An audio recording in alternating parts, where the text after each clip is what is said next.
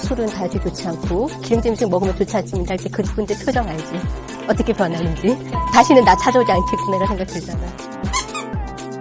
전국 500만 다이어터를 위해 두 분은 오늘 다이어트에 대해 진실만을 말할 것을 맹세합니까? 네. 자기소개를 해주세요. 안녕하세요. 저는 365MC 비만클리닉 신촌점 원장 김정은입니다. 안녕하세요. 저는 365MC 비만클리닉 노원점 최규희 원장입니다. 두 분은 다이어트를 성공해 본 적이 있으십니까? 네, 있습니다. 네, 저도 있고요. 저의 주치의 중에 한 분이십니다. 다이어트 성공과 실패 확률은 몇 대 몇? 나는 1대 9. 그러니까 성공이 1, 실패가 9. 저는 2대 8? 다이어트의 실패 원인은 한마디로 답해주세요. 저는 식탐. 저는 먹는 거? 다이어트 그냥 운동 열심히 하면 되는 거 아닌가요? 그게 사람들이 생각하는 가장 잘못된 것 중에 하나인 거. 운동을 하면 사실은 건강해지는 거는 맞죠. 그래서 병원에서 가장 많이 듣는 질문 중에 한 가지가 먹는 거는 잘 조절하고 있다고 하는데 체중이 좀 잘 안 빠지는 분들이 항상 하시는 말씀 중에 끝에 이제 운동을 잘 안 해서 그런 것 같다. 이렇게 얘기를 하시는데 실제로 이제 운동이 다이어트는 아닌 것 같아요, 저는. 그러니까 왜 TV에서 보면은 뭐 연예인 김종국 씨나 모델 한혜진 씨 운동 열심히 하는 거 나오잖아. 그렇게 해서 이제 살 뺐다고 생각하니까 사람들이 운동 열심히 해야 된다 생각하는데 내가 그렇게 말씀드리거든. 근데 그분들 비디오 끝까지 봐라. 그분들 집에 가면 냉장고 안에 뭐 있냐. 바나나, 닭가슴살, 계란밖에 없다. 그래서 식이 조절 꼭 병행해야 한다. 이렇게 말씀드리거든요. 운동을 하면서 꼭 먹는 거를 같이 조절해야지 살이 빠진다. 그러니까 운동이 끝이 아니라 운동과 식이가 같이 병행이 돼야지 체중이 빠진다. 그 연구 결과가 있거든요. 그래서 식이 조절만 했을 때 체중이 빠지는 정도가 이 정도라고 치면 운동만 했을 때 체중이 빠지는 정도는 이 정도예요. 그러니까 식이 조절에다 운동을 더하면 체중이 이만큼 빠질 것 같지만 그렇지 않고 요만큼 더 빠지더라는 거거든요. 식이 조절 없이 운동만 해서는 체중 감량을 하긴 어렵다라고 봐야죠. 그럼 식이요법만 하면 살 뺄 수 있나요? 살을 뺄 수 있긴 해요. 살을 뺄 수 있긴 한데 요요를 피할 수가 없습니다. 그게 제일 중요해요. 그래서 식이 조절하면서 체중이 감량될 때 운동을 같이 해야지만 뺀 체중을 유지할 수가 있거든요. 왜냐하면 식이 조절만 해서 운동을 병행하지 않으면 체중이 빠질 때 근육이 많이 빠지게 되고 또 체중이 빠지면 어쩔 수 없이 기초대사량이 같이 떨어져요. 그래서 그 떨어진 기초대사량을 좀 보완하기 위해서도 운동이 병행돼야 하고요. 그런 의미에서 다이어트에서 운동은 또 기본이라고 할 수 있습니다. 그렇다면 최고의 다이어트 방법은 한마디로 짧게 답해주세요. 덜 먹고 더 움직이기. 체지방 줄이기. 닭가슴살 먹고 채소 많이 먹으면 살 빠지는 것 알겠는데 이거 누구에게나 통하는 궁극의 식단인가요?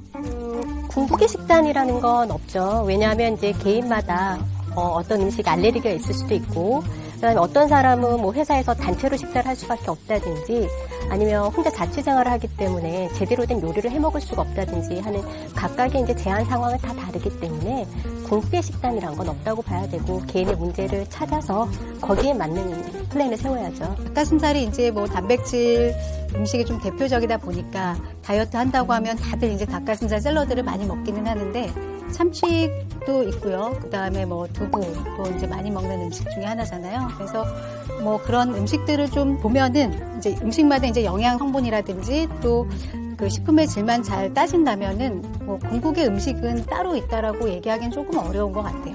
식이요법에 대해 전문가의 상담을 받는 게 중요한가요? 네, 전문가 상담 중요합니다. 그 전문가가 더 어려운 숙제를 내줄 것 같지만 실제로는 다이어트를 더 쉽게 실천할 수 있게 도와주는 거거든요. 예를 들면 어떤 환자분이 나는 뭐 편의점에서 거의 식사를 해결해야 되기 때문에 다이어트 식단이라는 건 뭐 실천할 수가 없다. 이렇게 얘기하면은 제가 그렇게 말씀드리거든요. 편의점에서도 얼마든지 다이어트 할 수 있다. 거기 가서 컵누룽지 고르고 그다음에 훈제 계란 팔잖아요. 그거 고르고 그다음 바나나 하나 고르면 훌륭한 다이어트 식단이 된다. 이렇게 말씀드리거든요. 어떻게 보면은 이제 실제 생활에서 또 적용 가능한 그런 것들을 좀 더 구체적으로 제시를 해줄 수 있는 것 같아요. 뭐 꼭 우리가 이제 뭐 전문 업체 뭐 그런 식품을 꼭 사야 된다든지 아니면은 꼭 정해진 식단만 먹어야 된다든지 그렇게 하지 않아도 뭐 가능하다는 거를 그 전문가 상담을 통해서 오히려 알 수 있게 되는 것 같고요. 저희가 이제 지방 흡입 수술을 하고 나서 이런 영양사들의 상담을 받은 분들이 실제로 체중을 2kg 정도 더 감량을 했다는 그런 결과만 봐도 이런 전문가 상담을 받는 게 더 도움이 된다는 거를 알 수 있는 것 같거든요. 상담해줄 때 중요한 거 있잖아요. 교과서적인 얘기 절대 하면 안 되는 거. 예를 들면 뭐 영업 사원이신 분들은 어쩔 수 없이 회식에 음주를 해야 되는데 그분들 앞에 놓고 술은 다이어트에 좋지 않고 기름진 음식 먹으면 좋지 않습니다 할 때 그분들 표정 알지? 어떻게 변하는지. 다시는 나 찾아오지 않겠구나 이런 생각 들잖아. 그럼 먹는 시간 제한하는 간헐적 다이어트는 실제로 효과가 있나요? 위에는 안 좋을 것 같은데 건강에 문제는 없나요? 솔직히 말해주세요. 이 얘기가 또 나왔습니다. 지 원장님. 간헐적 단식처럼 이렇게 이제 유행하는 다이어트가 있을 때 항상 질문을 받게 되잖아. 모든 사람한테 효과가 있다고 할 수는 없긴 하지만 지금까지 일단 간헐적 단식이 효과가 있다라는 연구들도 많습니다. 간헐적 단식을 통해서 우리 몸의 당이나 지방을 효율적으로 소비하는 방식이 정착될 수도 있고 그다음에 장내 세균을 좀 더 유리하게 변경시켜 준다고도 하죠. 몸에 좋은 장내 세균이 형성되어서 그게 또 체중에 또 도움이 된다, 긍정적으로 작용한다라는 연구 결과도 있고요. 또 백색지방이 갈색지방으로 바뀌더라 간헐적 단식을 통해서 그런 연구 결과도 있습니다. 특별히 어떤 질병을 갖지 않고 있는 건강한 사람이 하는 데는 문제가 없는 것 같은데 대사적인 문제를 갖고 있는 사람이라든지 아니면은 영양을 신경 써야 되는 청소년기 또는 이제 노인, 노약자, 임산부 또 당뇨병이 있는 그런 사람들은 이제 이런 다이어트를 할 때 좀 조심해야 되고 연예인들은 굶어서 살 뺀다던데 근데 이쁘던데 굶어서 살 빼면 안 된다고 하는 이유는 무엇인가요? 근데 이건 정말 제가 말씀드리고 싶은데 진짜 오늘만 살 거 아니면 절대 굶어서 살 뺄 생각은 하시면 안 돼요. 이제 굶으면 일시적으로 체중은 빠질 수가 있죠. 그런데 그 굶는다는 그 극단적인 자극이 결국 폭식을 더 많이 유발할 수도 있게 되고 폭식 수준이 아니라 정말 치료가 어려운 식이장애를 유발할 수가 있거든요.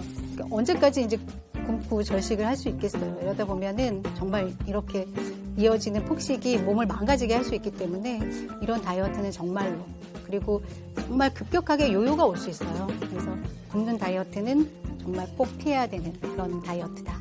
생리주기 따라 식욕이 변하는 이유는 무엇이고 어떻게 대처해야 하나요? 여성의 몸은 배란 전후로 호르몬 지배 체계가 완전히 바뀌어요. 그러니까 배란 전에는 여성 호르몬이라고 하는 그 에스트로겐의 지배를 받게 된다면 배란이 된 이후에는 황체 호르몬, 프로게스테론의 지배를 받게 되거든요.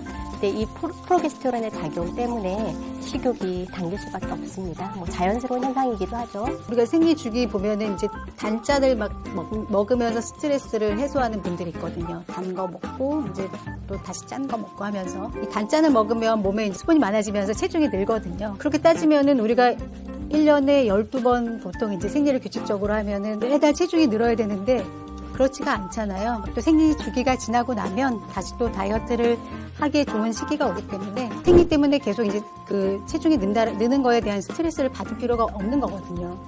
먹으면서 15kg 뺐다 고하는 이야기들을 종종 볼 수 있는데 진짠가요? 어떤 음식을 먹었냐에 따라서 다르겠죠. 근데 요즘에 진짜 좋은 다이어트 식품들이 많이 나오거든요. 그러니까 요즘 소비자들이 워낙 다이어트에 관심이 많고 또 음식 그 상품에 있는 영양 구성표를 잘 보는 습관들이 들어져 있어가지고 그 탄단지 구성을 맞춰서 또 심지어 맛있게 나온 그런 다이어트 식품들이 많아서 어떤 것을 먹었냐에 따라서 정말 먹으면서 살을 뺄 수도 있다고 생각해요. 저는 이게 먹으면서 다이어트 한다는 게 어떤 그 음식의 볼륨인 것 같거든요. 잘 먹었다는 생각은 어쨌든 채워졌다는 생각이 들면 잘 먹었다는 생각이 드는 거라서 근데 음식에서의 그 볼륨은 섬유질하고 수분이 이제 결정하는 거기 때문에 어떤 음식을 선택하느냐에 따라서 배불리 먹었어도 칼로리가 낮을 수도 있고 깜짝 OX로 알아보는 식탐 의세계 이거 갑자기 오일스판이 생겼어.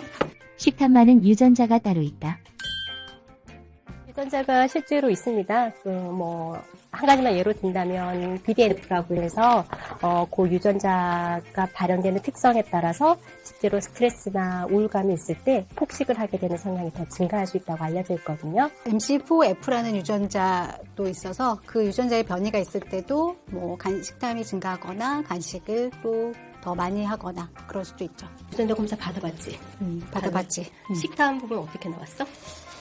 정말 놀랄만한 건 이제 내가 우리 병원에 오는 환자들한테 굉장히 희망을 주는 결과가 생겨가지고 그 결과를 두고두고 내가 이제 활용하고 있는데. 술이 식탐을 유발한다. 알코올이 우리 몸에 이제 식욕을 억제하는 호르몬들이 있는데 제일 대표적인 게 렙틴이랑 세로토닌이라는 호르몬이거든요. 근데 알코올이 그 물질들을 억제한다라고 알려져 있어요. 그러니까 식욕을 억제하는 호르몬이 억제되니까 이제 식탐은 증가하는 거죠. 자기는 술 마실 때 안주를 절대 안 먹는다 그래. 근데 막 살이 쪄. 그 이유는 술밥이라고. 그러니까 술을 먹고 나면 그 후에 이제 탄수화물 섭취를 이제 많이 하게 되거든. 그리고 또 술은 문제가 뭐냐면 술자리는 길잖아. 그러니까 예를 들어서 내가 식사를 할 때 10분에 한 번씩 숟가락질을 한다고 쳐. 식사는 몇 10분이면 되잖아. 그러니까 한 번에 숟가락질로 음식을 먹은 거지. 술자리는 3, 4시간이잖아. 3, 4시간 동안 10분에 한 번씩 숟가락질을 해도 훨씬 더 많은 음식을 섭취할 수밖에 없지. 그것도 문제고. 그러니까 고기 먹고 술 먹고 냉면 먹고 10,000칼로리 섭취하는 거야. 잠 못 자면 식탐을 유발한다. 잠을 못 자면 렙틴이라는 호르몬의 분비가 떨어지기 때문에 그 렙틴은 대표적으로 이제 포만감을 느끼게 하는 호르몬이거든. 그래서 이제 식욕이 증가할 수 있다. 나는 식탐이 많다. 제가 아까 얘기했잖아요. 유전적으로. 솔직히 식탐은 별로 없는 것 같긴 해. 식탐은 별로 없는데 근데 뭐 맛있는 거 먹는 건 좋아하지. 유전적인 건 이렇더라고요. 다시 말하지만 이지고 망가질 뻔했어.